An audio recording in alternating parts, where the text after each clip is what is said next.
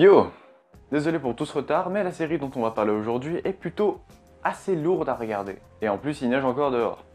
Oui, parce que chez moi, il neige encore. On est genre le 28 avril et oui, il neige encore. Et oui, j'ai coupé mes cheveux. Cette fois-ci, on va parler d'une série qui fait plutôt parler d'elle sur des sujets aussi lourds que sensibles. On va parler de 13 Reasons Why.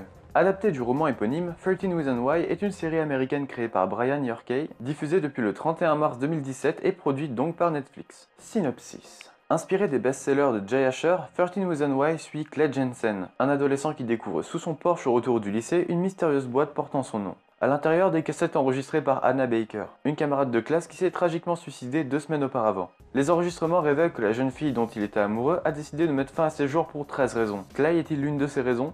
Bah pas vraiment du coup. Voire même pas du tout. Alors vite fait pour commencer, je viens tout juste de sortir de l'épisode 13 et ça m'a plutôt remué. Mais commençons par le début. Alors ça sonne un peu comme une série pour ados au début. Il y a une sorte de patte niaise qui est surtout apportée par Clay Jensen, donc le mec qu'on va suivre tout le long de la série. Mais ce côté ado se fait vite oublier quand on prend en considération les thèmes abordés. Ça parle de harcèlement, de dépression, de solitude, de mal-être en soi en fait, en général, et ça en parle vraiment bien. Et aussi tout le long de la série, on nous parle comme si on était des jeunes adultes et pas des ados un peu débiles.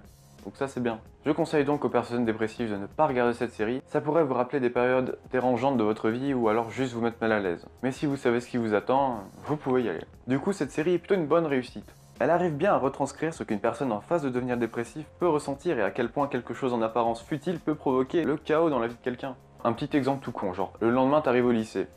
T'as un pote qui s'est fait un changement de coiffure ou n'importe quoi d'autre. Tu vois, tu lui fais remarquer parce que c'est ton pote, tu vois, pas par méchanceté.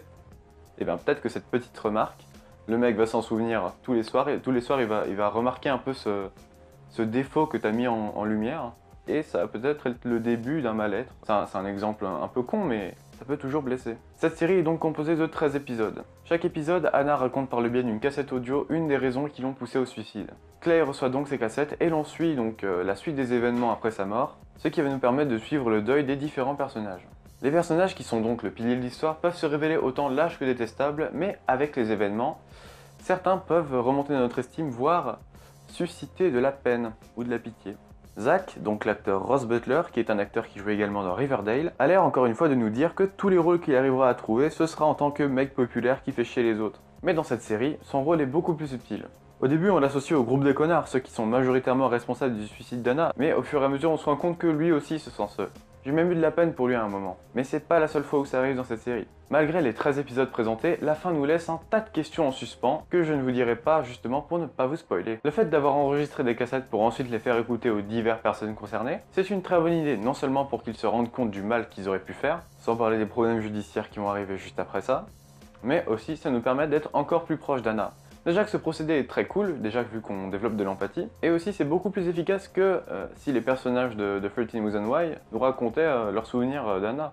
On aurait quasiment pas d'empathie envers Anna en fait. Donc bien joué. Un documentaire sur la série nommé 13 Reasons Why Beyond the Reasons a été réalisé et analyse ce qu'Anna a pu traverser et parle de manière plus générale de harcèlement, ce qui est une très bonne chose. J'espère qu'avec cette série, et surtout vu l'engouement qu'il y a eu autour, certaines personnes aient pu prendre conscience qu'il y avait peut-être des personnes dans le même cas qu'Anna autour de nous et qu'on pouvait y faire quelque chose. Voilà. Personnellement, j'ai eu du mal à tout regarder en une semaine. Non pas parce que j'ai vécu ce genre de traumatisme, mais parce que les épisodes sont lourds. Pas lourds dans le genre lourd, non. Enfin oui, mais non. Entre déprime et trahison, faudrait sacrément être motivé pour tout rusher en une semaine. Et je sais qu'il y a beaucoup de gens qui l'ont fait et je sais pas comment. Sur ce, alimentez votre overdose de déprime et regardez 13 Reasons Why. Il y a des chances pour que ça vous achève. Ciao!